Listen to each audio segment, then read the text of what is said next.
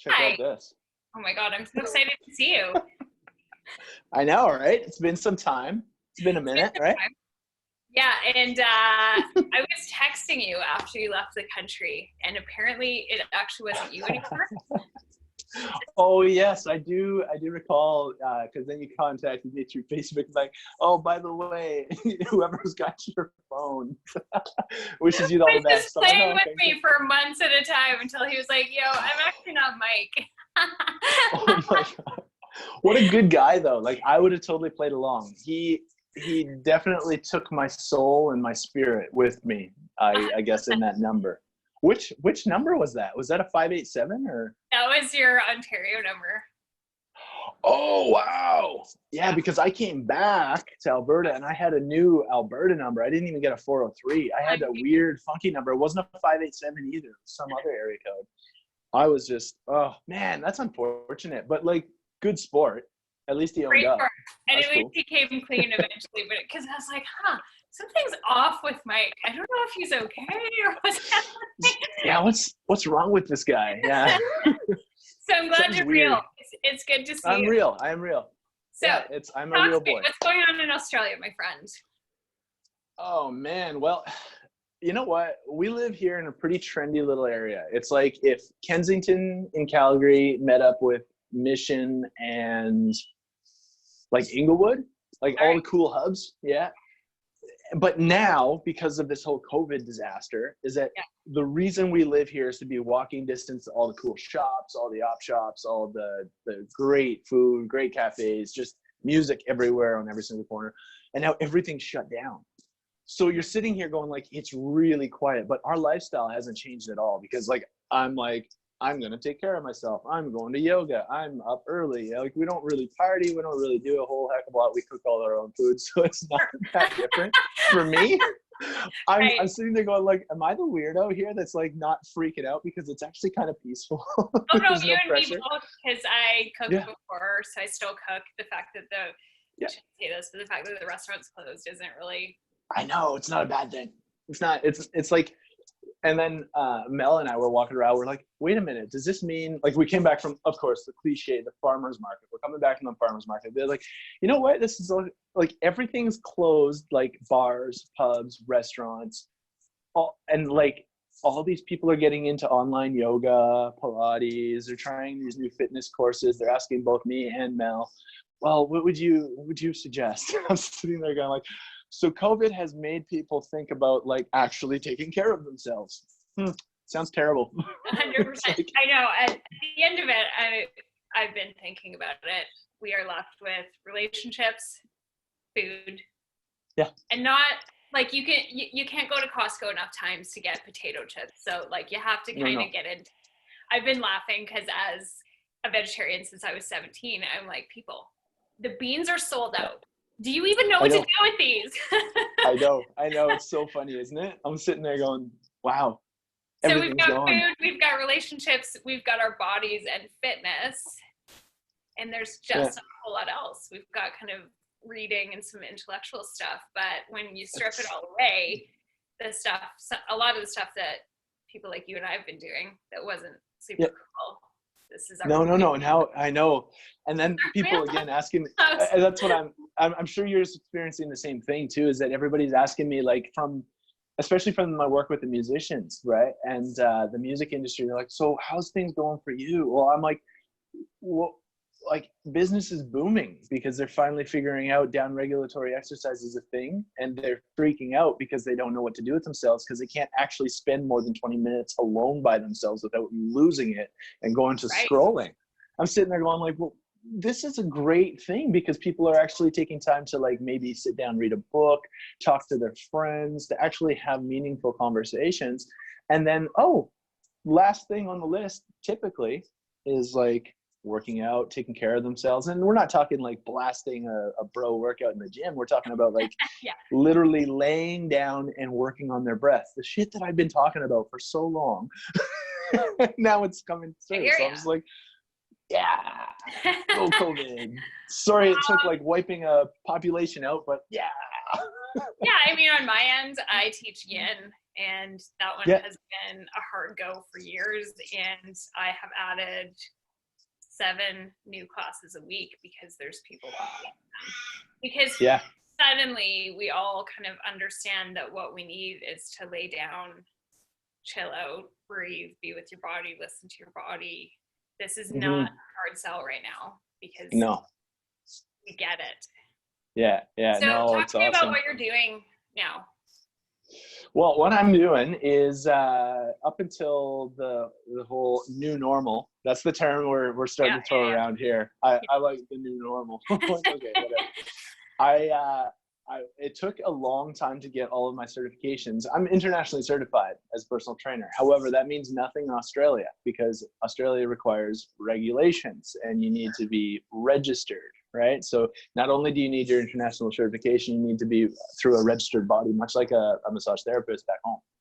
So I had to jump through so many different hoops. It almost took, it would have taken about 6 months to get all of my certifications. And then I just went arms in the air. I went, okay, never mind.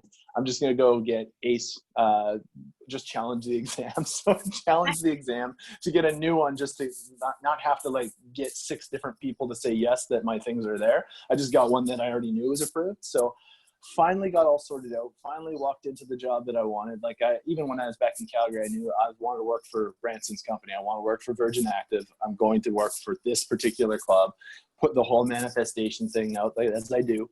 And I was like, I'm going to work at that club. I'm going to be a top trainer. I'm going to be part of the leadership team. So I did that within 3 months of working there. So up until now, where we're kind of all like, it's almost kind of like Fight Club. Wow. Right. Well timed.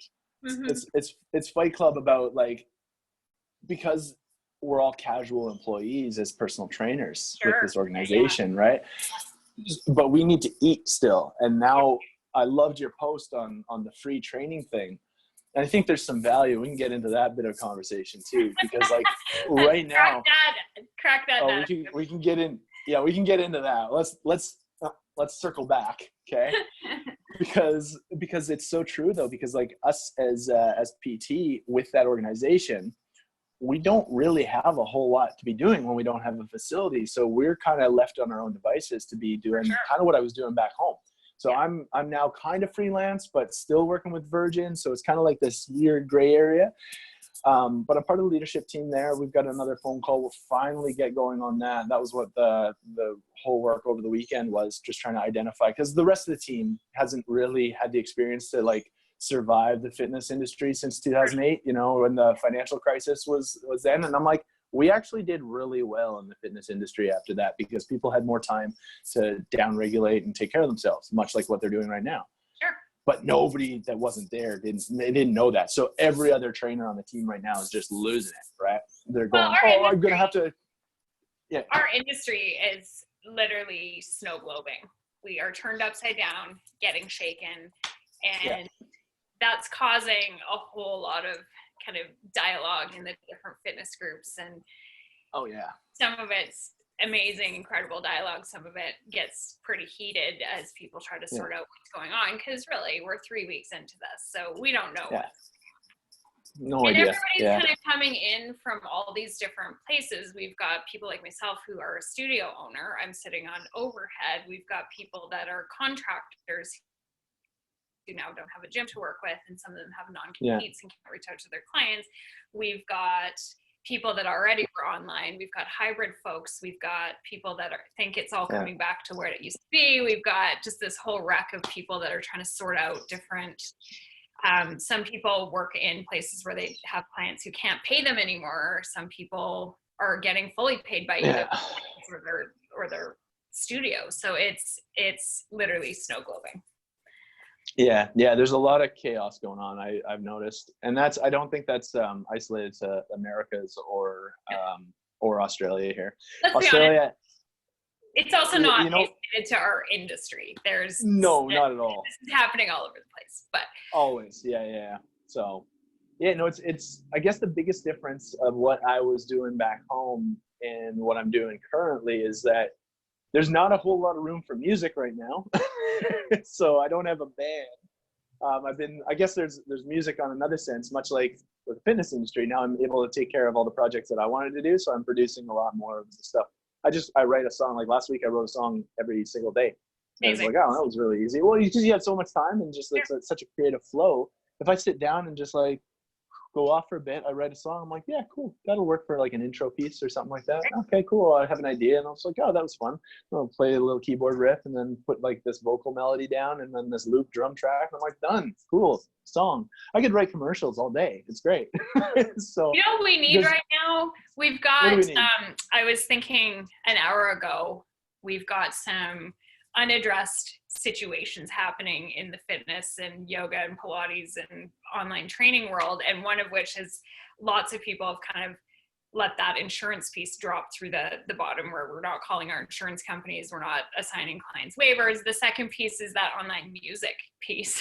How much of the content that's already out there has actually licensed the music? So get after that, Mike. Start making music for us during our classes.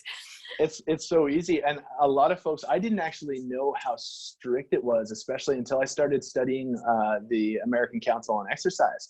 When I started studying that, there was a whole like 3 sections on if you don't have licensed music, you can be sued by that artist for playing music in your session.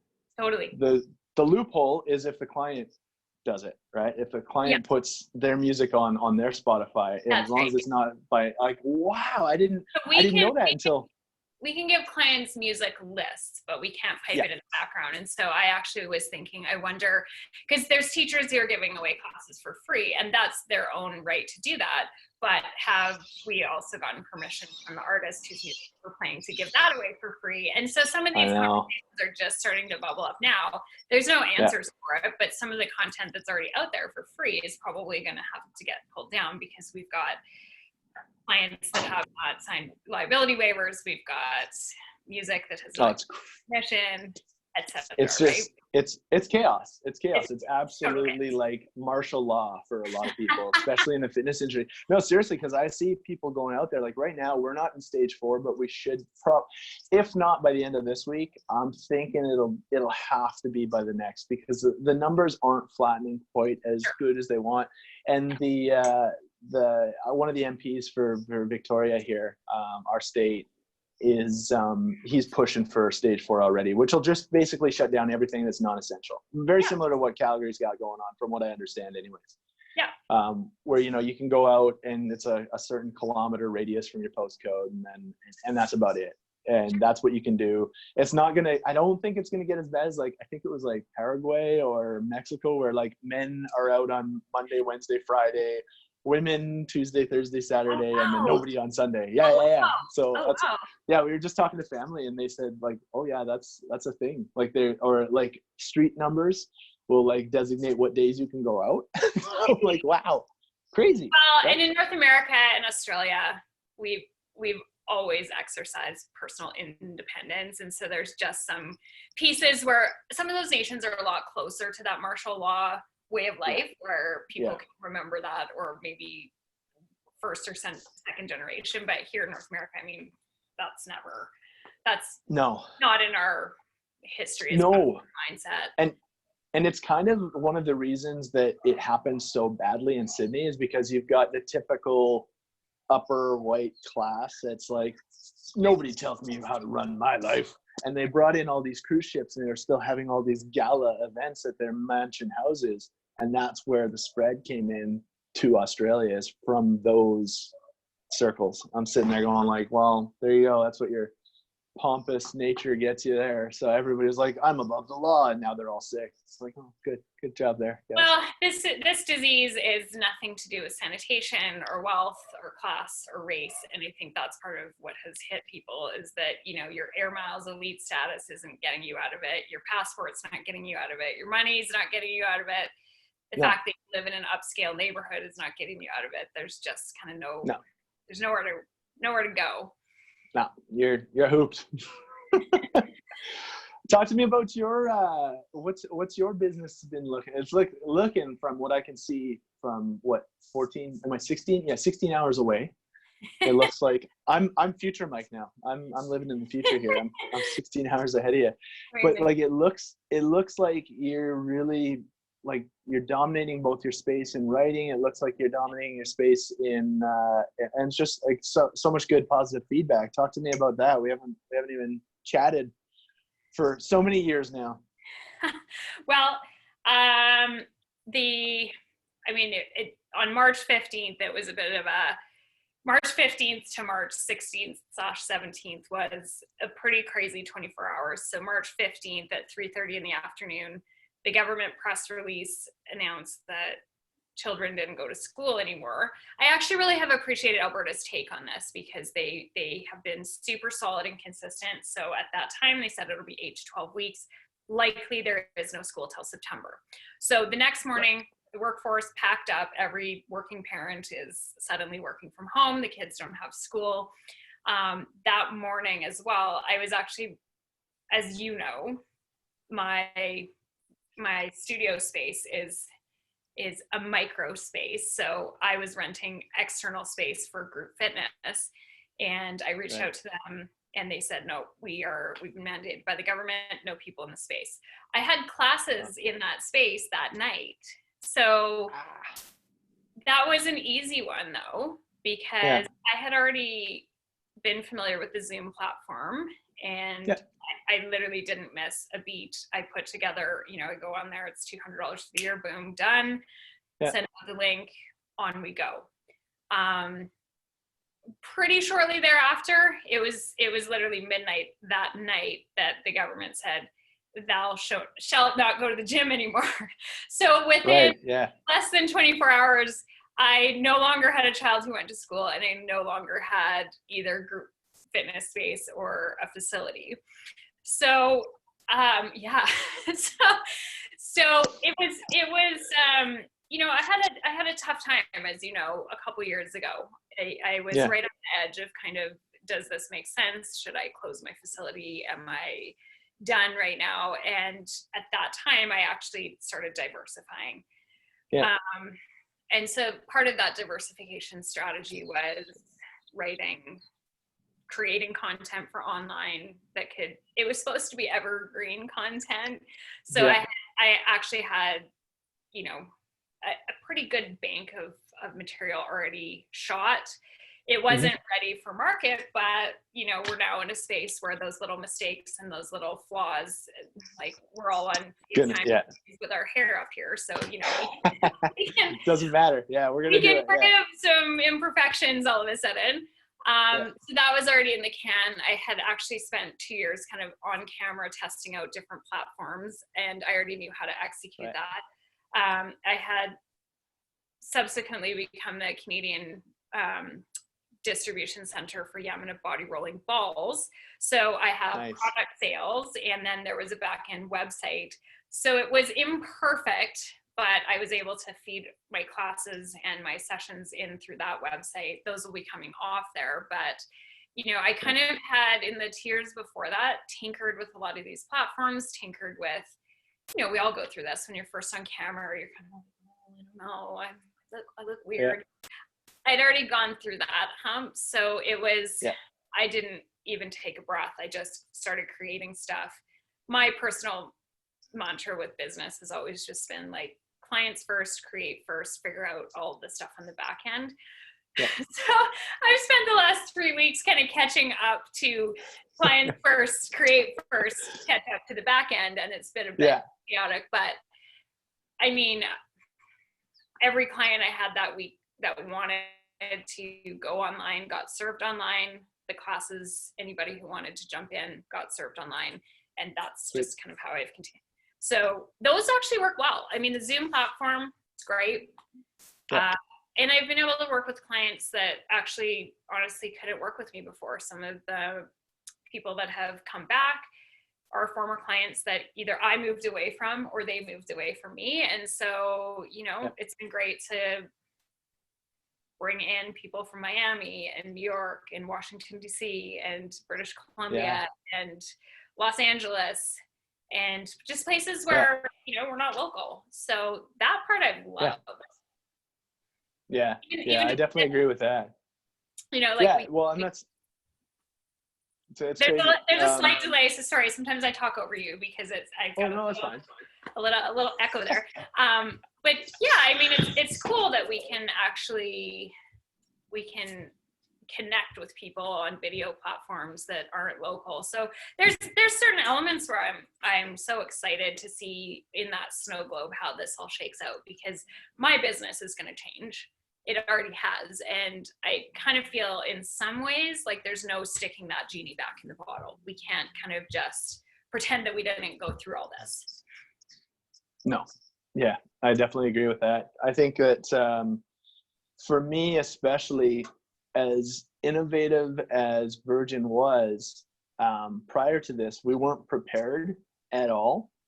And their offerings online. Show me who was, honestly. Hey, no. Because like what I'm saying is that we didn't even have something to go to. We didn't have an online platform. We didn't even have video on demand. We didn't have anything ready for online coaching, which regardless of if this happened or not, we should have probably had something in the back end as a like diversification, like some form.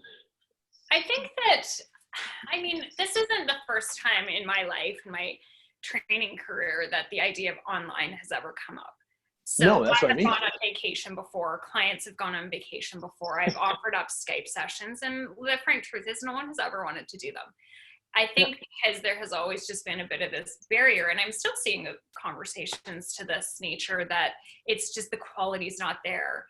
I'm going to tell you right now, in the 3 weeks that I've been training online, I'm seeing things from different angles.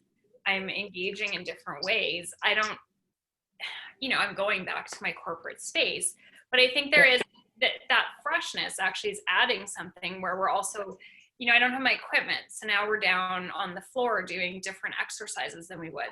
It's great for people just to kind of shake that up and add something fresh. And everybody's getting stronger in a different way. Everybody's getting calmer and more balanced in a different way. But at the end of it, I think that we all knew that this was something we could do, but I think a lot of clients don't want to do it. And so what we have right now is a mass technological adoption process where everybody's kind of got to get over their fear of getting on Zoom or Skype or YouTube or whatever and checking it out. And even, as I said already, I took at least a year kind of getting comfortable on camera.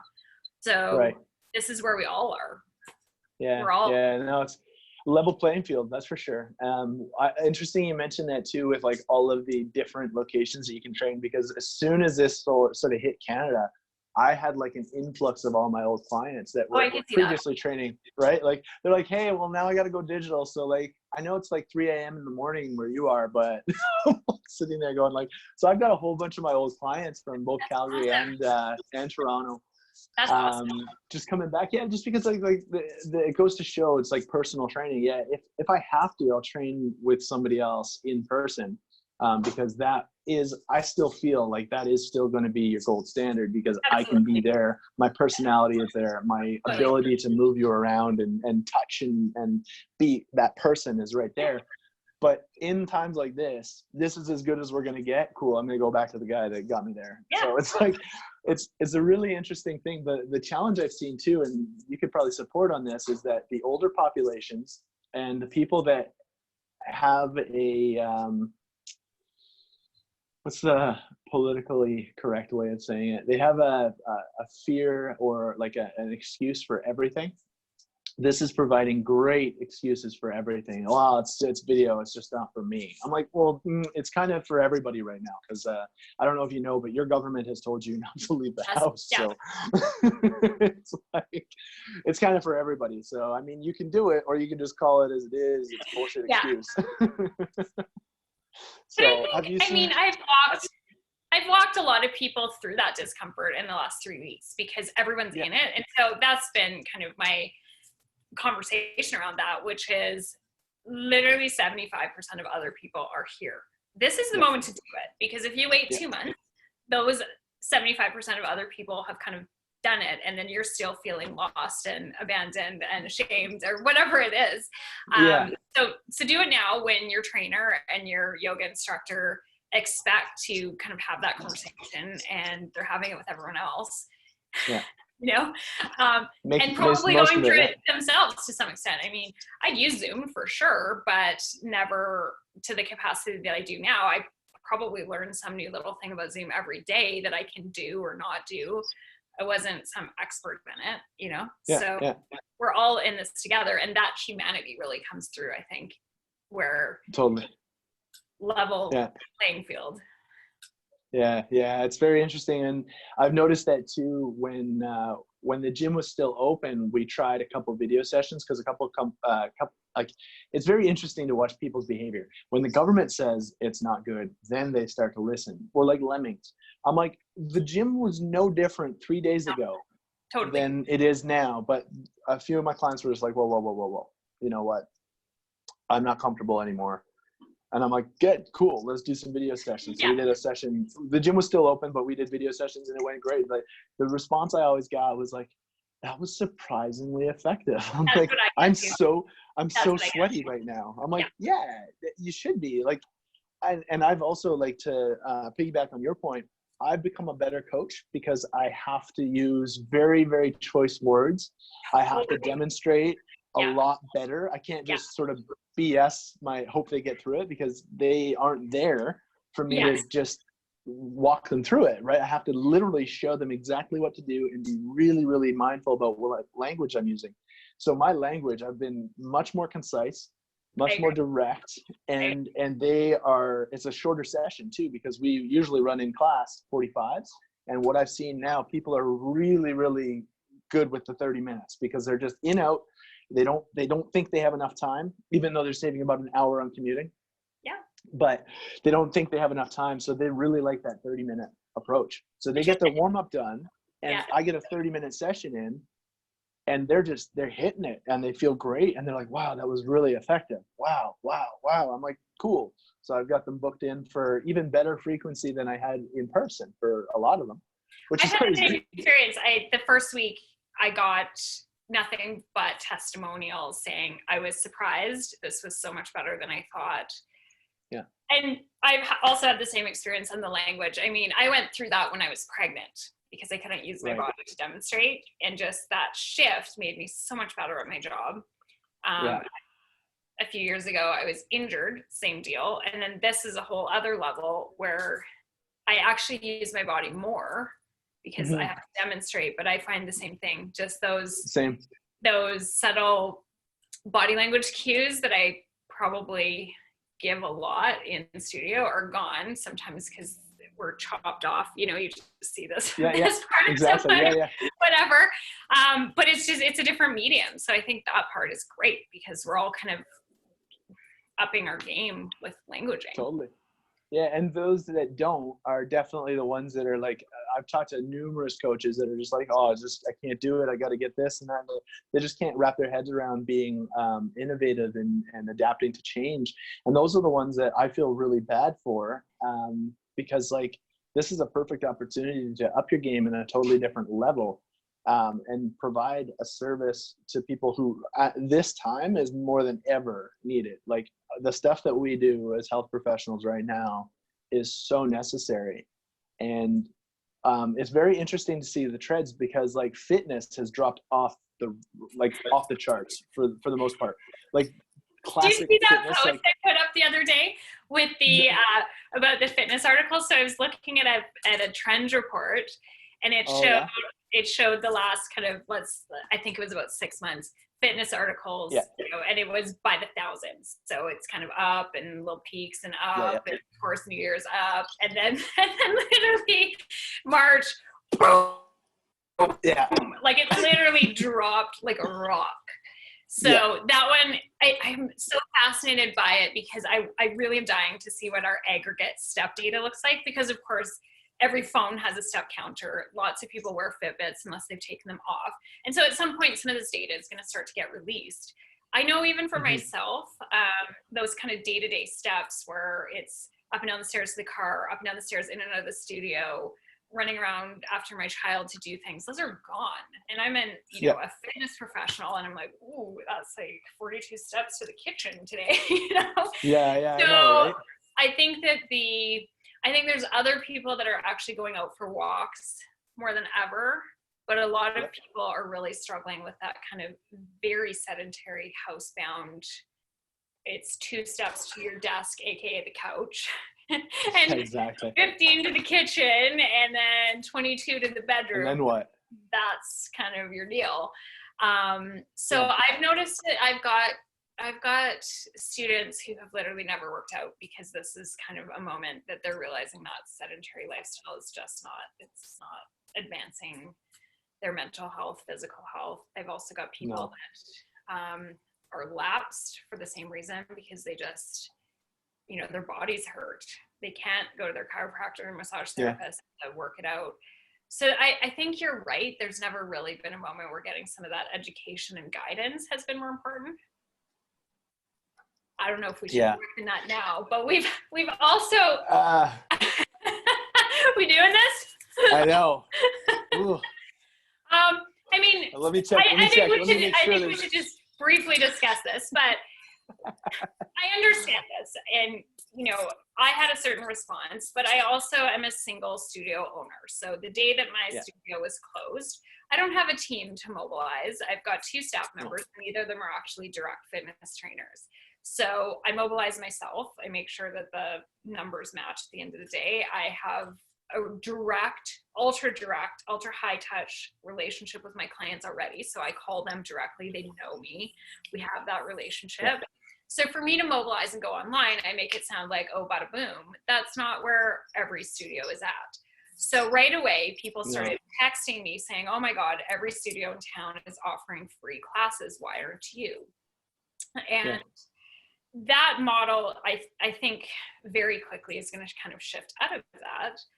But the fitness industry, not that other industries haven't done the same, but the fitness industry has been inundated with free, to the point where I wrote an article yesterday on Elephant Journal about that, because now in 14 years of doing this, I have never once had dialogue with people that assume, just as a base entry point, that my classes are free. And 3 times yesterday alone, I'm engaged in a dialogue. And to be fair, these are not people that are already in my community and class network.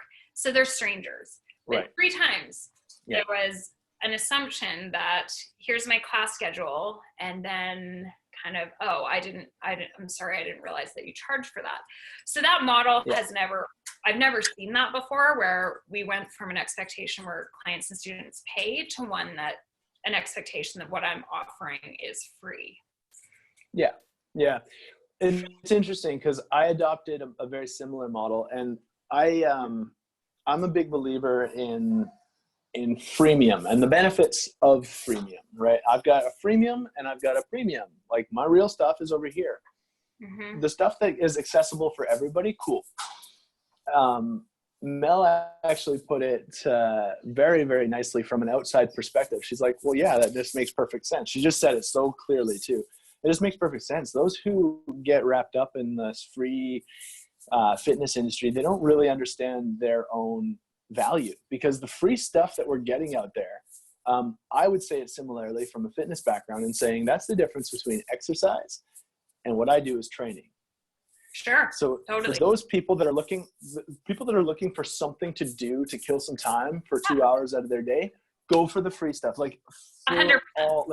Get moving. Like, that is excellent. It's not to discount exercise, but if you've got a serious goal, putting together 14 different YouTube videos with your lack of knowledge, you're going to injure yourself, or you're going to overtrain. You're not going to understand the periodization model. You have a higher chance of not succeeding. So if you really want to just like do the free things, it's exactly as cliche as it gets. You get what you pay for. You're going to get a good workout, but that's probably where it stops, right? So the freemium model, I put up a bunch of my free content in there, but it acts more for like, here, guys, this is some of the stuff that you can be doing. And it kind of gives you just a bit of a sip of, oh, this is what I should, or maybe it opens up your world because you didn't know that exercising required your breath work. Well, okay, cool. Now we're breathing. So that gets them engaged a little bit to ask more questions. Sure. You know, and that's the only time I've ever really used a free model. And that's why I call it freemium, because it trickles into the stuff that like actually gets the conversation going, where people are like, wow, that really changed my life. I wonder what it would be like if I actually paid this fella.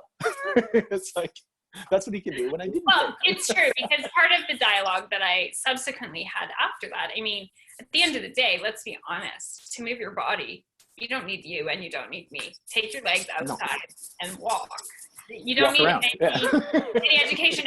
And actually part of my client education has always been, I want people to get base level of education about their body and their body sensations and their own musculature and skeletal system, that they actually don't need me because they have that awareness of how they move and that they have that deeper education. So how do we break through that free barrier? I mean, the article that I wrote was basically written to clients. It wasn't actually teachers. But I think that clients don't actually really stop to think about, I saw multiple Facebook posts where somebody was asking for a recommendation of, you know, hey guys, I'm looking to work out. They never mentioned money. They never mentioned that there was any financial capacity, and inevitably those chains filled with free workouts. And that's kind of what I would like people to just stop and think about. Because if you, in your profession, whatever that is, suddenly had the, you know, let's say someone's a lawyer. If all of a sudden the market was flooded with free lawyers and free legal advice and nobody needed that because they could get it all for free, that's not a very appealing proposition. And so there's been several moments in the last few weeks where I just think business owners and people like yourself who are contractors, we don't need to put more people out of business right now. We don't need to recommend free resources when we actually should be recommending teachers that we have personal connections with, that we could pay.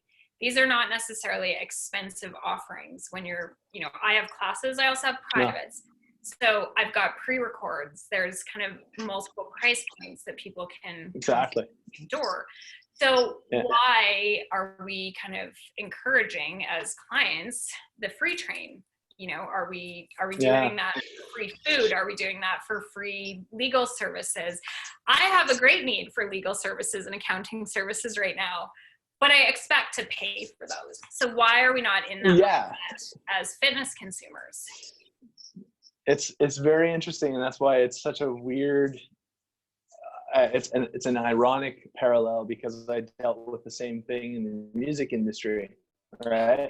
Yes. To play. It was the same thing. So like both of my careers, all of my life, I've always been asked to do something for free, or I've always not even been asked. I've been expected to be like, oh, what do you mean you're charging for that? Like when I put a rider together and I put a demand together for an offer sheet, I got laughed out of the room half the time when I was managing my own band. I was like, are you joking? Why is $500 for a cumulative 32 hours worth of work? You're looking at the 45-minute set. You don't even consider the load-in time, the exit time, plus all of the prep time. You don't even consider that. You don't have any idea.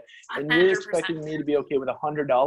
Are you joking? Right? Like, who on earth? And now we're seeing the same kind of thing to a much greater extent in the fitness industry, where everybody's talking about how great it is to move. And while on one hand, that's fantastic, we're getting totally discounted as professionals, because we're expected to do what we're doing when, like, hello, this is our livelihood. This is our living way. Right. How do you expect to pay rent? I mean, there's a couple of subcategories of what you just said. I have seen comments that say, well, you know, there's no cost to giving away my time. True, kind of, except for every person who takes a class, I have an incorporated company, so they have to get a waiver. If I'm doing a class by donation, I have to kind of sidebar my whole accounting system and take an e-transfer. And then I've got to kind of get that over to the accounting system. And then I've got to kind of have that client back and forth dialogue. And then they're put in my system with kind of full client service, because they should be. But that isn't a free transaction for me. And then in a class setting, I give people feedback. I'm watching the screen. I'm engaging with them. It takes my time. It takes my attention. But beyond that, I have taken my career as a profession. So every single year I do an exorbitant amount of money worth of continuing education, which is why I'm good at what I do. Yeah. And I do that for my clients and to be really good at what they do. But that isn't kind of just slapping together, okay, 5, 4, 3, 2, 1. You know, like that's not how I cue. It's not how I teach. It's not how I educate. There's nothing wrong with that, but no, it's just very different. So what I'm doing is education, not kind of flowing people through just choreography. And that's where it's become a bit sticky to me, because I do recognize that there's people who've lost their jobs, who are in financial straits, who do need those compassionate services. But my stance is still, if you're unemployed, we can take care of each other. I have 4 clients right now that are each providing a bit of admin or of their skill set to my business in return for classes. And of course, these are not difficult tasks. I'm not kind of having them do like CEO level tasks, but they're things that are comp in kind, where they don't have jobs, they don't have the financial capacity. Of course, and we can take care of each other a little bit right now. Yeah, and that's the way it should be. That's a karma exchange. That's a great way to run business. Both in the music industry and the fitness, I've been very successful with that too. I definitely commend anybody that is able to take the free out. And I think it honestly it comes down to the person that's running those free classes. They don't actually understand nor respect their own value. They don't actually get what they're doing is valuable. And they don't feel comfortable charging people because of the societal pressure of, well, but not everybody is. Like, I've had some of the most, it's a good point to never prejudge, just because I've had some of the most homely looking people on the street come up to me and just be like, cool, we're going to trade. And I'm going to put that, they didn't even bat an eye when I told them my rates. And then you get a lot of the people that are really, really entitled looking, and they're like, whoa, they're the ones that are really tight on their money, just because they just don't understand value. Everybody has money. It's where they want to put that investment, right? So to be honest, there's nothing, and there's no judgment whatsoever if someone doesn't want to pay for fitness. But don't put the teacher in that position, because the same way I'm not going to engage a $2,000 an hour lawyer if I have no money to pay that person or nothing to offer them in kind, because it actually undervalues their service and it undervalues what they're offering. There's a reason that they're charging that much, and it's not really my decision to decide if that's too much or too little. You just take that rate. It's not for me right now. Thanks. I've had lots of conversations with different potential students, and I kind of walk them through my options, and not every offering that I have is at their price point, and there's nothing wrong with that, because there are different instructors who maybe haven't invested as much in continuing ed as I have, or maybe are at a different point in their career than I am. There's something, there's a puzzle piece for every adjacent puzzle piece. And that's the thing too, is that those kind of folks, those examples are great examples of where they can go to your Elephant Journal articles and they can still get a piece of Janis. They can still get your insight. They can still, there's always a way around, a workaround, so that when it comes time, they're still connected to you. So I've had this myself where I didn't even remember this person from 3 years ago, and they recently just got hey, I've been reading all your stuff, every single email. I think I'm ready to go. And this is 3 years down the line. Yeah. From one of the first Elevated Learning Academy presentations I ever did. It was probably one of my first speaking engagements as an actual speaker to the fitness industry. And out of nowhere, hey, I think I'm about ready. Let's jump on this one. I was wow. So it goes to show, so there's hope for the fitness professionals that happen to be catching this. If you just keep on working at it, those people don't lose those contact points, because those people don't judge, just know what your value is and have different levels of offering it, so that those people can still pick up your drip. and then they can kind of circulate back in when it is right time, so that you don't lose any value, they don't lose any value, they still be connected, and they're still getting something out of it. A lot of the times people aren't ready, willing, or able. Maybe it's financially not able, maybe it's just, maybe they're just not willing to make that adjustment because they don't want to, they don't actually see themselves as $120 for an hour. They don't actually value themselves that much. They don't think, oh, I would ever, you know, like, because how many people would never spend $120 on a service like yours or mine, but they wouldn't even blink when they go out for a restaurant and have 2 or 3 drinks. Definitely agree. All of them, every human in the world wouldn't even bat an eye. They'd have a big dinner and then a few drinks, few rounds. There's your $120. Now, is that going to do something for you? As much as an hour with it could, like it could, but at the same time, we don't even think about that. Same like we don't think about the maintenance on our vehicle, or the, you know, all those little things that we don't actually consider. Why are we constantly, as a human, putting ourselves down here when all these other things that add up, if we want to talk money, like, come on, like the hierarchy, come on, you got to take care of yourself, right? I think money is going through a bit of a snow globe too, though, because I realized 2 weeks ago, all the things I'm not spending money on. My car has been parked in the garage to the point where I had to get AMA to come in. Battery? Yes, the battery was dead. So I'm like, okay, you know, that's money I'm not spending on gas. I'm actually not doing my oil change because there's no kilometers being put on it. I'm not,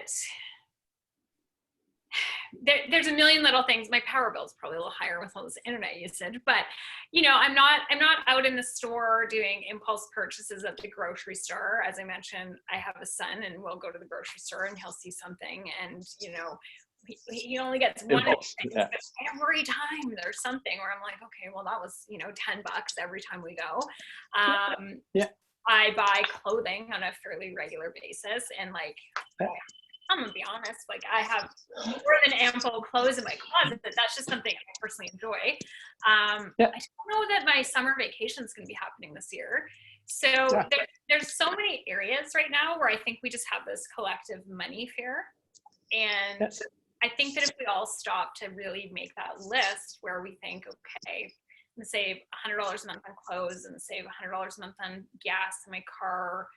I'm gonna save, you know, it's a big one-time expense, but it for sure is $100 a month collectively put together for my summer vacation, probably more.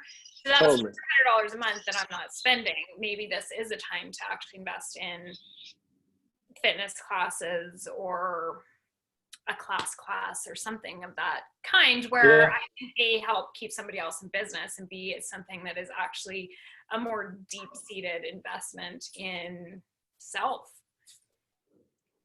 Totally. Yeah, no, and that's one of the things that I've seen a lot of people, and that's consistent from 2008 too, because we saw the same thing in the fitness industry. I know you were there too. That's the same thing we saw. People lost their jobs, people had to remortgage, and they had a lot more time. So the money that they weren't spending on, you know, the work drinks and you know, all those, like those things that we didn't really consider as expenses, that added up to $60 a week, sometimes more. And that was the cost of the session. So people started going, well, I can put this money back in, and they improved their lives so dramatically just from that, like maybe 12 weeks of work, that it became, oh, wow, they had the aha moment, and that changed their lifestyle around and got them out of that recession, their own recession, never mind the economic recession, but their own like downtrodden views on what they were as humans, which is a really, really interesting mind shift that I've studied a lot of in the last, you know, 2 years of my training. I consider myself a good blend of both Rafiki and Tigger, or bring the positive energy, but also bring a little bit of the, you know, life talk. Okay, yeah, let's keep it real. Like, I mean, I'm the same way.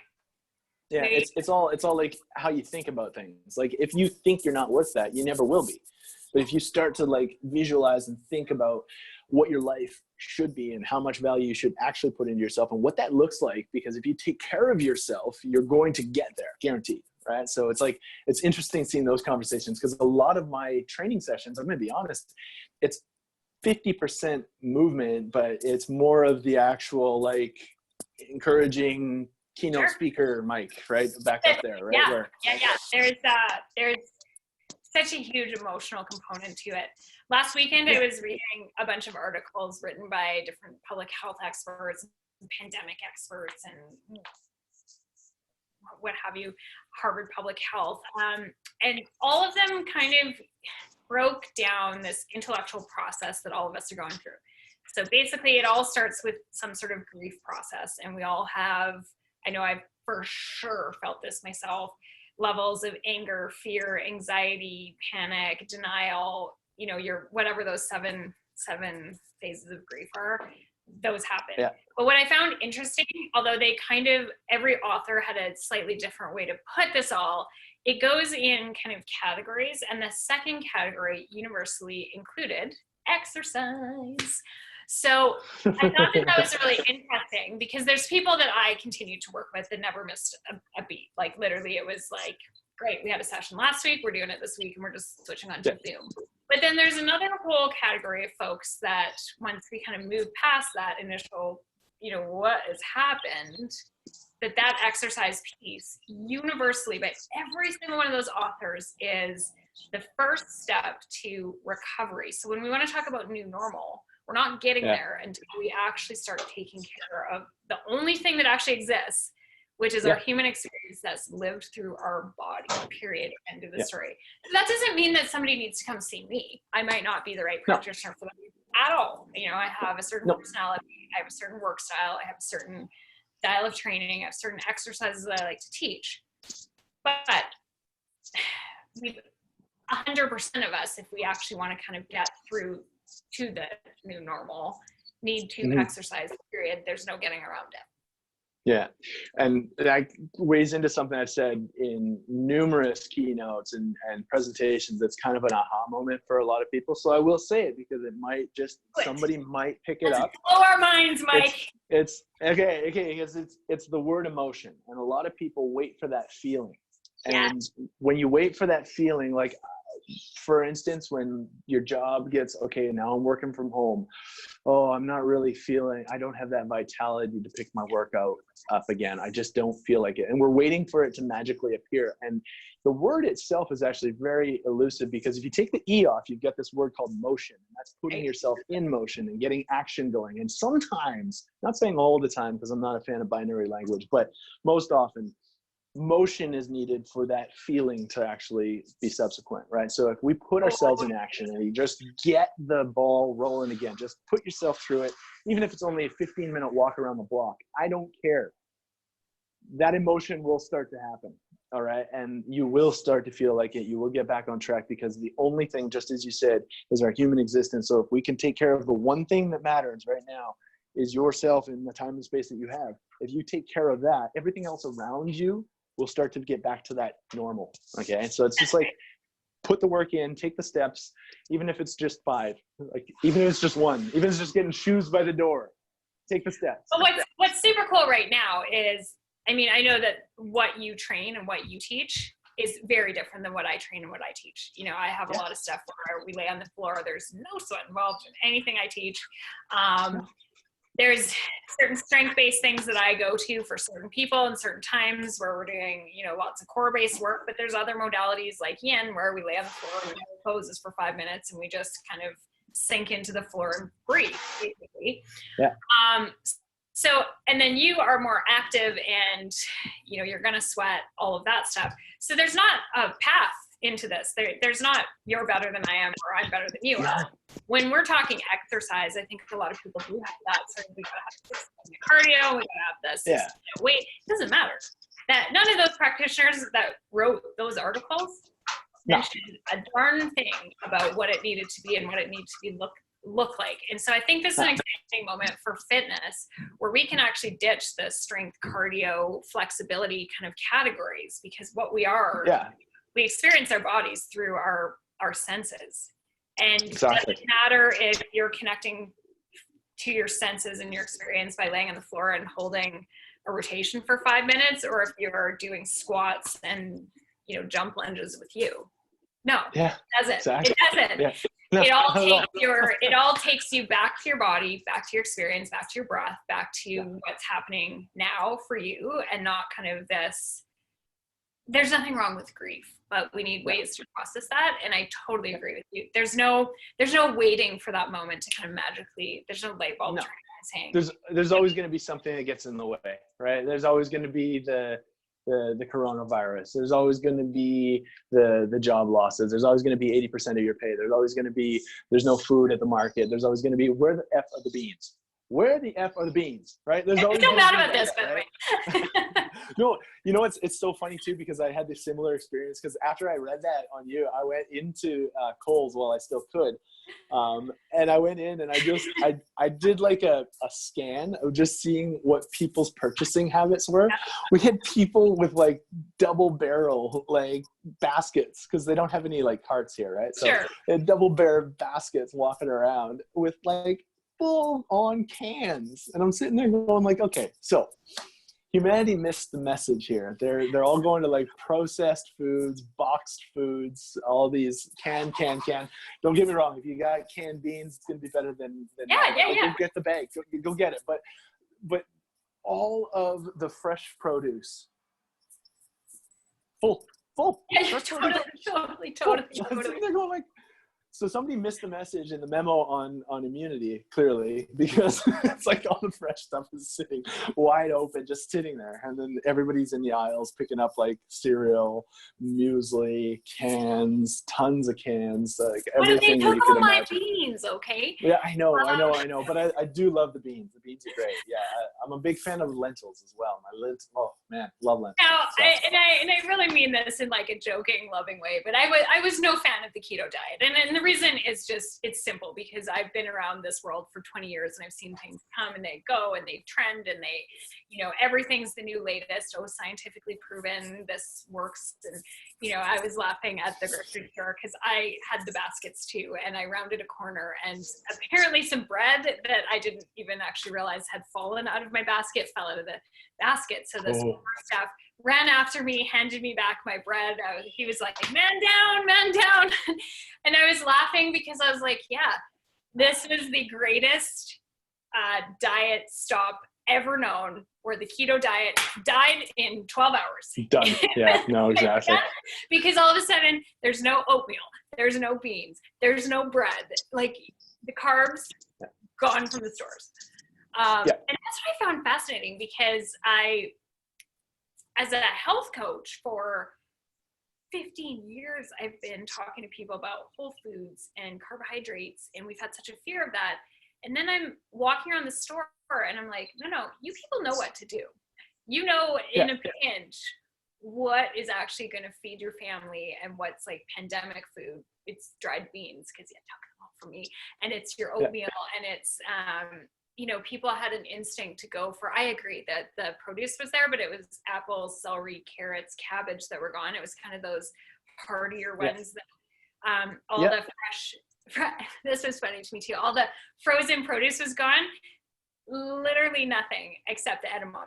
And I was like, okay, note to the store, stop stocking that stuff. Like, even when it's the end of the world, no one wants it. Nobody's going for it. Yeah, exactly. Nobody wants it. It's like cockroaches. It's gonna totally. So at least in our stores, actually, I was very surprised about the food that was taken and what was still in stock, because it wasn't actually the processed foods. The crackers were still there. The chips were still there. It was, I mean, I bought the last bag of rice in the entire store. So the rice was gone, the beans were gone, the oatmeal was gone, kind of all those things. And when push came to shove, I was like, you people know what to do. It's just, of course. There's always, like you said, there's always kind of a reason, like, oh, I just can't stop eating chocolate. But it turns out in a pandemic, you can. You sure can. You just did. You sure can. Yeah. The authorities told you to. So it's not going to happen anymore. I'm interested in that, because I think that there is a bit of a resurgence in cooking and a bit of a resurgence in carbs. And I'm seeing people baking, and I'm seeing people get into their kitchens, and that's exciting and long needed, honestly. Yeah, totally. Like the domestication of our own humankind now. We're going to be left at the end of this. Like, who knows? It might be 6 months, might be a year, but by the end of this, we're going to have two things. You're going to have amazing cooks, and you're going to have amazing amount of alcoholics. It's like you're going to have somebody with a horrible addiction or somebody who can cook like a boss, right? And that's where it's at, because people can go that way. Let's not also forget, I've kind of been teasing some of my clients because I'm like, when we do this like 12-week before and after reveal, we're going to have folks that have literally started jumping into classes that they've never been before. Their abs, their arms, everything is kind of on this uphill, road. I've seen my clients' bodies change on screen in the last 3 weeks. Yeah. And then we've got folks who like literally are in the taking 42 steps to the bathroom and my couch every day. And so I'm just kind of curious what happens when we sort of reintegrate and everybody does their kind of their reveal. Some of those habits are really going to be in our bodies and in our faces and in our health, actually. Yeah, it's actually going to be really interesting. That's one of the things that's tabled for discussion on our leadership call here later this morning is talking about when the door swings back the other way, what happens? Totally. What does that look like when people do get to go back into the gym? I think there's going to be a few different camps. There's going to be a lot of people that are really reluctant to get back into it because of the fear of germs and hygiene and stuff. Yeah. And they're going to take forever to get back in. There's going to be people that are like gung-ho, that have never been in a gym before, that are just seizing the opportunity, carpe diem. And then you got the people that were always kind of a part of it, but they also kind of like the fact that they were able to take this time. So they're going to be a little reluctant to like get right back into the integration of like 5 days a week in the gym. They're going to find, okay, maybe 2 or 3 days in the gym, do some strength stuff, but they're going to see the benefits of the stuff that you and I do. Because a lot of my stuff now has been shifted to that down regulatory. I'm not the gym sweat guy. I can be, but that's not the stuff that I like to train. Like I'll train Olympic lifting, I'll train speed skating, but a lot of that is all body weight and calisthenic work. I'll train that way for the right person. I kind of think of myself as like you were always on right? That. You were always there, actually. Yeah. It's just that it's been more catered since this whole thing has gone. It's been much better for me because I've always wanted to. Most people, you can agree, most people were like, that's not working out. So I get passed up. Yeah, I get passed up in a gym setting because I was the guy that was going to make them do like energizers. Like, what? I came here to sweat. I'm like, wrong guy.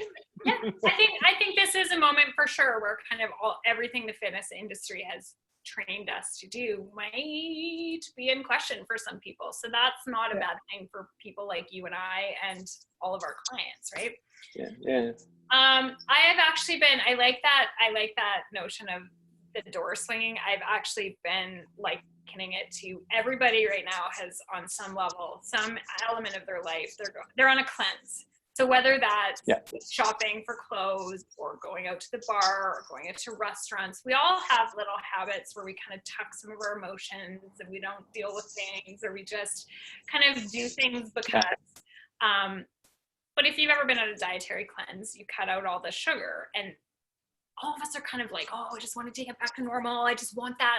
The same way you want that sugar when you're on a sugar cleanse. And then when you have it at the other side, it's not that great. You feel sick. Not nearly as good. Yeah.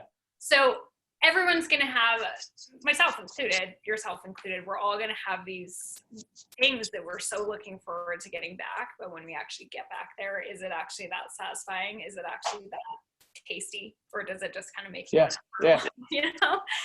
Yeah, no, exactly. See, I've been thinking about that myself too, just from a personal standpoint. I can't think of something that I'm really missing right now. Like, not too much, like I said earlier, not too much has changed in my lifestyle. I have had to become a better coach because of the medium that I practice through. I have had to become a better listener. I have had to become more in tune with my surroundings and be more conscious of the people in my household, because we're all working at home. Me and Mel, we have to share space, and we're both working. So I'm sitting out here on the balcony she's inside in the den. The den is my studio for fitness training. That's where I would ordinarily have it. But right now, you know, you got a little bit of a hierarchy. So, and we all have to kind of, you know, split the time taking the dog out. Like, you just have to be a better person. So it's like, I'm not missing, like, honestly, I've had more time to read. I've had more time to take care of myself. I've had really, really great sleep because you don't have all these pressures. The one thing I will say is that I'm missing the bike ride to work, because it's a 5K bike ride there and back. So I think out of that, my daily exercise is more, I've had to put more effort into it, which isn't a bad thing either, right? Like, yeah, so like I just have to be a coach and a client a little bit more on my own. But isn't that's the truth for all of us, where I think it's a bit of it's a great moment of humility, because I actually am having the opposite experience to you, because I have to pivot a physical commercial space. So at least in my world, my landlord offered not a dime, not a penny of relief. We're not discussing that part, but I had to that's a different talk. That's right. We don't publish that one on the internet, Mike. No, we don't talk about that. That's a real fight club. That's a real fight club. Yeah, exactly. So, but you know, I've had a 2-month heavy workload in 2 weeks. I don't sleep very well. I work all the time. I have less time. I have less capacity to be with my child.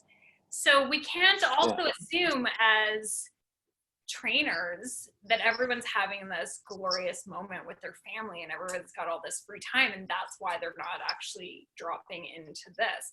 I'm having the experience of one of the most frenetic, stressful periods of my life, and it is actually teaching me to take breaks that I don't normally take. It's teaching me that, you know, I'm in the privileged, if you will, position of I have to work out when I teach my group classes.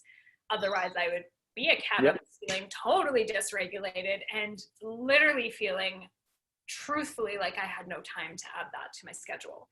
And so I'm learning something I already knew, but I'm learning it in my body, which is if I don't do that, as frenetic and frantic and, you know, overloaded as I feel, I would be literally unable to actually even have that level of focus and dedication that I do, because I start every morning with yin. I close most days with yin. And if it wasn't for that, and I'm in a body rolling, if it wasn't for those practices, I mean, my child would be writing letters to foster families to see what he can do, right?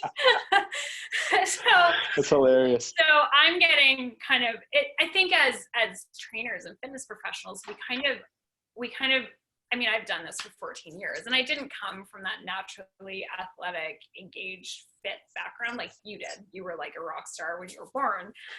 But after a while, you know, it's something that I just take for granted. I don't remember what it feels like to actually be not this way. So this is a moment for me where I'm just like, whoa, that's some good lessons when I communicate with clients, when I'm having, it's compassion to somebody else's circumstance is, well, me too, you know? No, it's big. It's a learning opportunity for everybody. And that's why, again, I do like as cliche as it sounds, I do like that new normal, because I to some extent, I'm going to be a little bit sad when things go, if they go right back to like, I'm like, you know, I kind of like the fact that people have to invest their money not in the bar on a Friday night. They're like, well, nothing else to do. Let's have a Zoom chat because I'm like, why would that be an issue? Why is that number 2 on your life goals, opposed to like go to the bar on a Friday anyways? Like, what's, like, just using it as an example, like, you got to imagine my circle, majority of them being musicians and, you know, go support the arts. But a lot of that comes with like, it's an escapism kind of thing, right? Where they can't actually be with themselves and they don't want to be seen as the person that stays in on a Friday night. I'm like, I'm hell yeah. Yesterday, I even played a game on my computer, and I haven't done that for like 2 years. I played Civilization, and I was like, wow, I'm taking over the world. And guess what happened? My brain went into this little place It was a different zone in creativity. And I'm a big believer in like a musician should be an artist, and an artist should like learn to write, and they can draw on different creative processes to help in that skill. And I myself, as a health professional in crafting program design, I feel as though half of it is art, half of it is science. The ability for me to creatively express, I feel like I'm a DJ of fitness, right? Like I'll curate all the best of the best, and then I'll repurpose it in a set list per se, in movement, nutrition, and mindset for the person that I'm working with. It's not like a new idea. It's just repurposed for that person.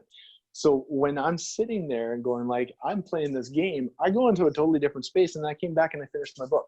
I was like, oh, cool, done. So yeah, I got another book coming out. But it's super interesting, right? Let's also be fair. I think to actually be in our position, I mean, we're friends for a reason because we both have this experience. So this isn't necessarily a universal experience. However, I think that when we are working with clients, we're working with their bodies, but we're also working with their emotions. We're working with their life capacities. We, in many cases, are that confident that merges into friendship. And so we're really with those people in their life. And you can't be in that position unless you have dug into your own basement, shoveled out crap, found the setup basement, looked under there, realized there's a skeleton, worked through that, etc. Big time. So I'm like you, where the truth is, in the last 8 years, I've had some really big stuff that I have sat in my apartment alone on a Friday night. And this isolation deal is, I'm like, okay, this is the same. I don't go out anymore. I used to be really big on that. I quit a lot of those kind of compensatory behaviors because I recognized that they were covering up emotions. But that's because we have had to do that either from life circumstances or our job. And that's one of the reasons that clients really connect to us, right? Because there is that kind of life coaching, emotional connection to the body element. But that's not where everyone is. Everyone is not there right now. This is going to be, I have some both interest and fear for people who, I think back to myself as a 30-year-old, I was living in New York City. I was definitely living that lifestyle where in my job, we actually went out every night to events. And then on the weekend, I would go out for dinner. I would see friends. I did exercise. But when I exercised, it was like, let's run 10 kilometers, no moderation. It was kind of like, let's get my body, let's pound that out, let's get out of my house, let's go drink that out, let's socialize that out, let's do everything we can to kind of, and there's nothing wrong with that, but because I was there and I recognized kind of that avoidant piece. And so I don't even know where I'm going with this, but we just have to recognize that this is going to be very overwhelming for some folks. I have worked through that for, a 13-year process that didn't happen in 2 weeks of solitary confinement. So my lifestyle hasn't changed, but that's because it changed over the period of 13 years. Where, I cook, I'm in my body, I'm in my emotions, I process things, I speak about things that I'm feeling. That's just, That's how you do now. So your COVID was like, years ago. I've gone through a couple waves of COVID, but yes, totally. No. Yeah. And that's the thing that us as leaders that we can lend to. And that was actually where I was going with the trends, is that fitness is going down, but all of the other trends are coming up, like the little things where you're like, oh, thank goodness. People are understanding the importance of their sleep. People are understanding the importance of taking time to themselves and eating good nutritional whole foods. And they're seeing the benefits of home cooking as opposed to like going out and like getting like a meal, but then not really being satiated after that meal that they just ate, right? Because there's so many things that are going into that meal that they don't even understand. They don't have them when they're cooking their own meals, right? So the nutrition has gone up, water intake has gone up, sleep has gone up, rest and recovery and taking time to yourself, all the things that seem pretty basic and they're very elementary for when we're talking to people. But that's the step. And the biggest one, breath, creating energy through your own breath. That's the one thing that you have as life force. That's your chi, that's your prana, that's your whole being. If you don't have your breath, people are starting to realize that breathing from the chest and they're all in stress. And as soon as we get them to like, that's the first thing I do is I take people through how to breathe properly. And it's such a radical difference in their overall, like, not just in their physical well-being, but in their overall life. They show up better to people. So my whole point of that is that, well, meanwhile, the trend of fitness may be going down. People are becoming more fit mentally and physically, if that makes any sense. And they're better able to deal with these kinds of situations with better resiliency, right? Their stress resiliency is going through the roof because they're actually taking time to take care of themselves and not letting external factors dictate their life decisions, right? Because there are none. Let's not romanticize 1920, but in 1920, actually 1918 was the last kind of North American or worldwide pandemic. So not romanticizing that, but at that point in history, most people were living on farms as opposed to in the city. And I grew up on a farm, so I was kind of laughing because I'm like, well, also COVID was kind of my entire childhood summer. Like, you didn't see your friends. Our social distancing was like a kilometer away. Yeah, you'd have to bike to town.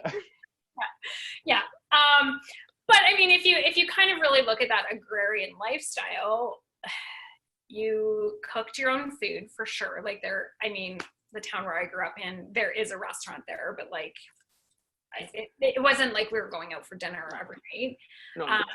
You don't tend to socialize as much, so you're alone with your own thoughts. You definitely are moving your body. I mean, as a kid, my mom would sort of say, like, go ride your bike, like, go to town. I mean, town was a 10-minute drive, so it's a long way. So, listening to my George Michael cassette, like, riding my bicycle to town, I was like, I can do it 2.5 hours later. Yeah, exactly. And so that's not 1920, but if you go back to 1920, just to socialize, you had to leave your house. There was no phoning people. There was no kind of texting. No.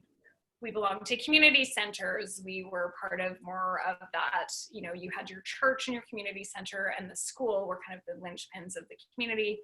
It was cooking. It was rest. There was in farm families, there's seasons of intensity and then seasons of rest. It isn't kind of this, let's optimize every moment. Let's use checklists and let's, have your daily prioritization. These things moved in seasons. And so I think that this is a bit of an interesting moment. And again, I'm not suggesting that COVID is pleasant or that it's some sort of amazing thing for a lot of us. But it does really strip things back to that sort of 1920 period where it's us, it's our family, it's our food, it's our bodies. And a lot of the stuff that we have created in the subsequent years actually is literally a direct result. We can do all those things because there is no pandemic threat. So I'm just very curious about what happens kind of societally when we all have this experience of kind of going back 100 years with the internet. we gotta go back 100 years and add the internet. What a deeply human experience that's going to be for a lot of people, because this is a new way of living. We haven't lived in cities for most of society. We haven't all traveled for most of history. We haven't, taken our kids to Disney and enrolled them in 6 extracurricular activities. Extracurricular activities used to be go feed the cows, go mow the grass. Exactly. My summer extracurricular activity was go weed the potato garden. So fun. Super fun. These are things that with the removal are foundation of what it is to be human have to bubble up somewhere. They have to. And that is breath, that is body, that is food, that is family, or whoever we live with. And I think on top of that too, it's so important right now. And this is just kind of a cool idea I just got right now, is that building that community for that emotional support is the most important thing for people right now, like from what I've seen. And just anecdotal. It's not like who can get the best at-home workout in, who's going to be the greatest yoga teacher, or even as far as like who can create the most profound meals in the least amount of time. It's not anything to do with that. It's like Yes, that's what I mean.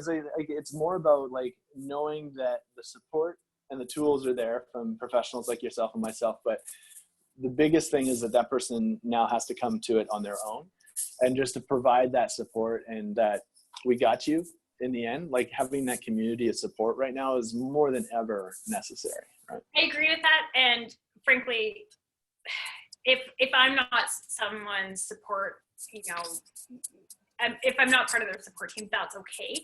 But I just think in a broad, general sense, there's nothing truer that we've said in this conversation than what you just said. Nothing. I mean, I have been in a position I'm the same. Where I'm like, okay, this is like some serious real talk time. Every Instagram filter is now off for everyone. In the early days, there was videos roaming around of like people's kids walking behind them, like naked or whatever in the early Zoom calls at work. But, I did get to a place last week where like I'm in a support role for a lot of my clients, and I'm like, who is supporting me? Like I need to reach out to friends and be like, not okay. Yeah, exactly. Yeah.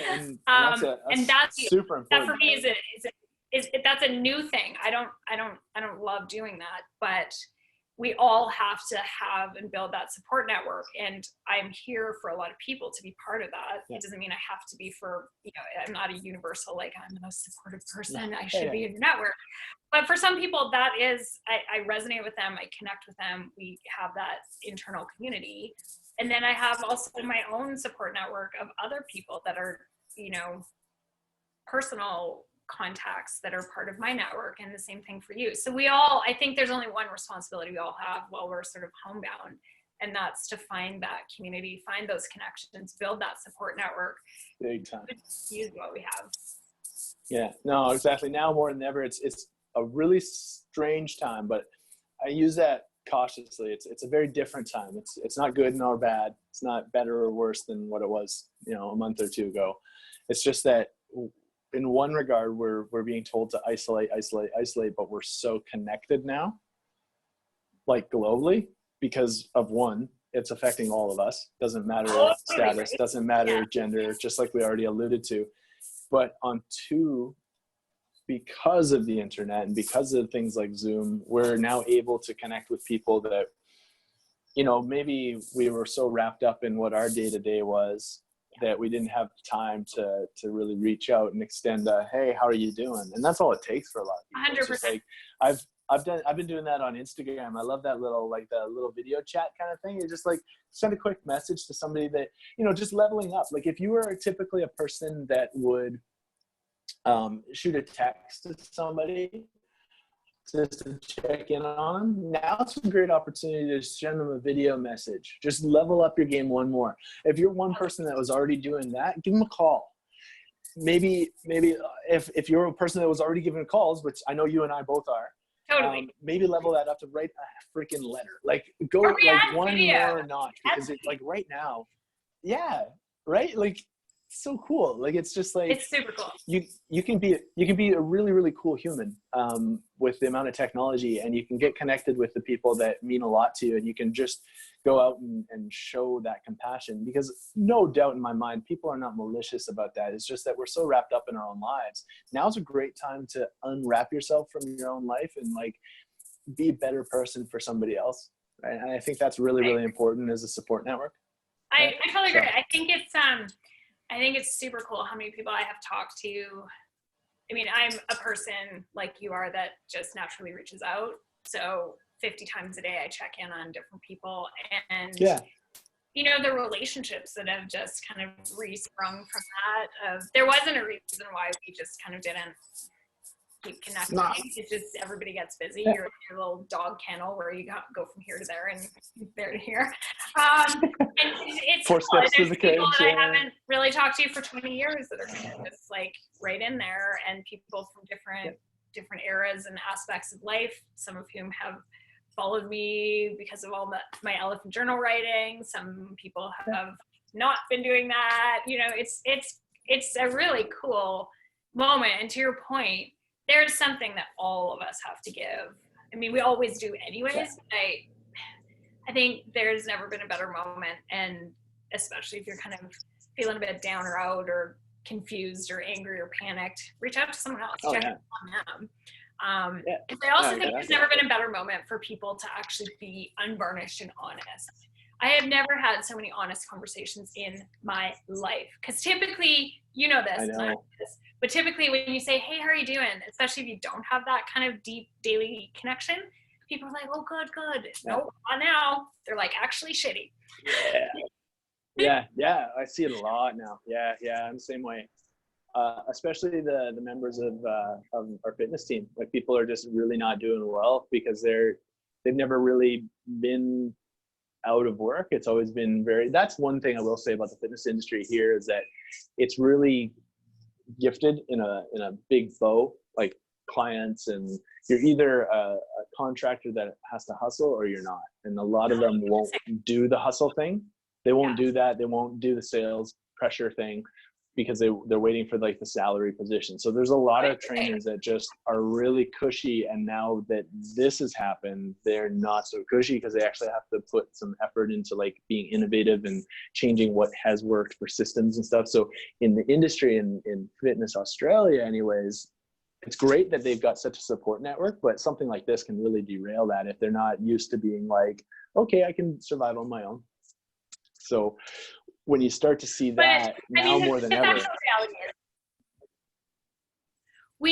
I think every single one of us has something or some things in our life that sort of prepared us. So these retrospective decisions that we can say, oh, okay, I'm not finding a huge adjustment here because like I am a lone parent. So I'm used to being alone with my child without a lot of community support. I know that is not everybody's experience. For some parents, this is the first time that they have ever been truly alone with their child and not doing a million extracurriculars and not having just this huge network of people around. There's nothing wrong with that, but in certain ways, I'm like, great, check that box, I'm prepared. But then there's other ways that I'm not. And I think a lot of us have that. And it's just kind of getting your own asset sheet of, here's how I'm okay, and here's how I'm not. And those areas where you're okay, we actually can support other people. That's where I can be like, okay, this is how I got through 9 years of that. But then there's other places where I'm like, I'm a disaster. So, can someone tell me how to keep my house clean? Because whoever is good at that needs to kind of have some tips. Show me the way. Show me the way. Shine a little flashlight on that. And so I think that's actually really important too. So we all just, sure, there's some folks in your business that are really upended, but like, that's where you are a star. You are super used to here's the hustle, here's the game. This is like, you can do that in your sleep. And that's essentially where you speak right to it. And there's a lot of areas where I'm learning from their experience and what that security and not having that like fight or flight moments that comes with the hustle and that game where you don't always have to be on.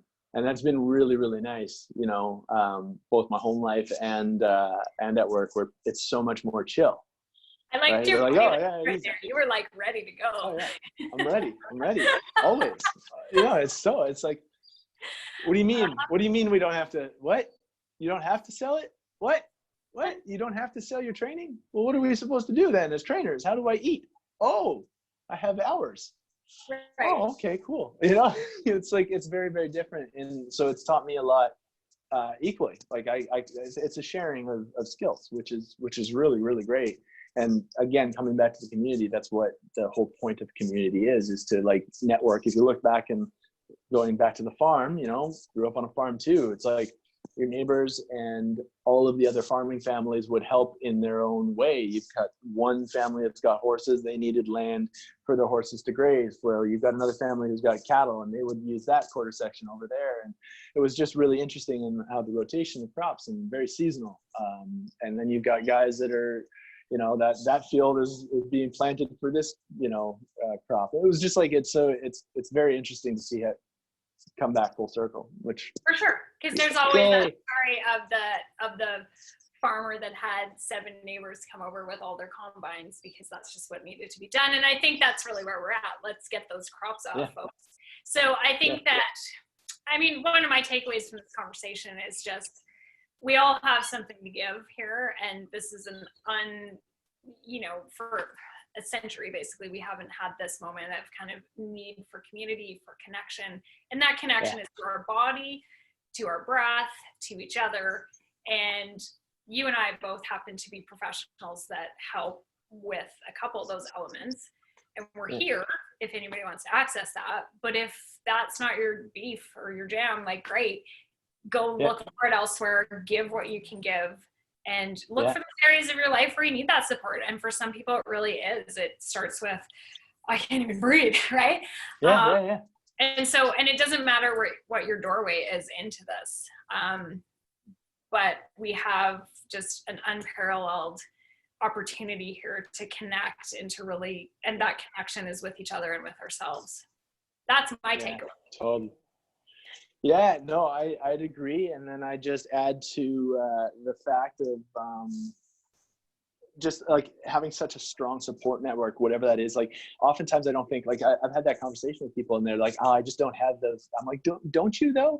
Because we don't even consider because we are so wrapped up in our own world. Sometimes we don't even consider the actions of the others that are around us. And those little messages, like just reaching out, you can, if you're looking for something, the best way to get it is by doing it. You know what I mean? If you're looking for love, give love. If you're looking for connection, give connection. Like go out of your way, do something a little bit batshit crazy and out of your own comfort zone, and reach out. And whether it's a conversation with a person that maybe you've held something onto, like forgiveness is such a big thing, and being grateful for what you do have, because that's one of the other conversations that would probably be tabled for another hour on gratitude, and how many people are just really understanding from a very whole point now how important gratitude is. Because there's a lot of people that are like complaining about, I have to work at home. Like, you have a job.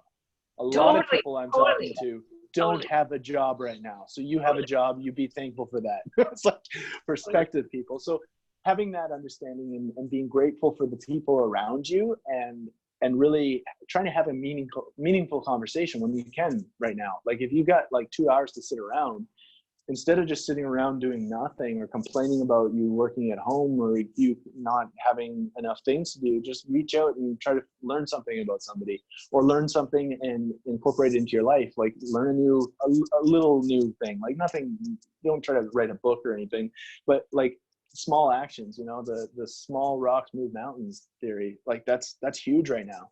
If you can just, you know, pick up and be a kinder person to somebody, like a sibling that you haven't talked to, or, you know, a friend you haven't talked to for a while, and just find out how they're doing. Just reaching out. Like that's huge. Totally agree. Huge, right? All right. Well, speaking of reaching out, let's tell people where they can find you. Oh yeah. Cool. I'm all over the Instagram. I really do like Instagram. I feel that's a good medium for me. Because I like being on camera and I like doing silly things. So I am Mike Drop. That's the handle. I am Mike Drop. You can also reach me at yo@therockdoctordr.com. So I'll send you all the little linky things. And basically, I'm all over the place. I'm Facebook, Instagram though, right? Yeah. That's where I hide. That's where I hide. I'm in Melbourne, Australia. Come find me. Oh wait, you can't. No flights. No flights, but we have the internet now. And so I know, yeah. It's incredible. Yeah. I am very grateful for your time. Well, thank you. Find me. I'm at My Body Couture, and I'm also on all the things. Yes. So I'm on Twitter, Instagram, and my jam is actually Facebook, but that's because I'm a writer. So yeah.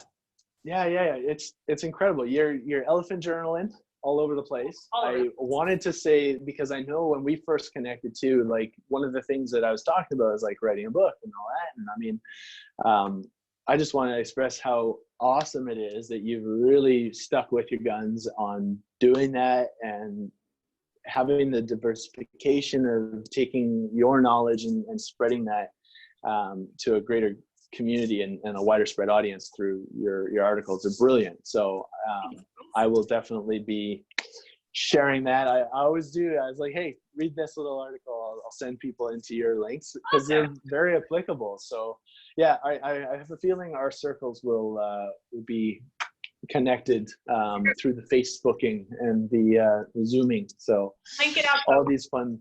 I know, right? So yeah. Well, awesome. As always, my friend, it was an amazing pleasure to talk to you. Oh, we got to do it more, right? Absolutely. Okay. Reach out.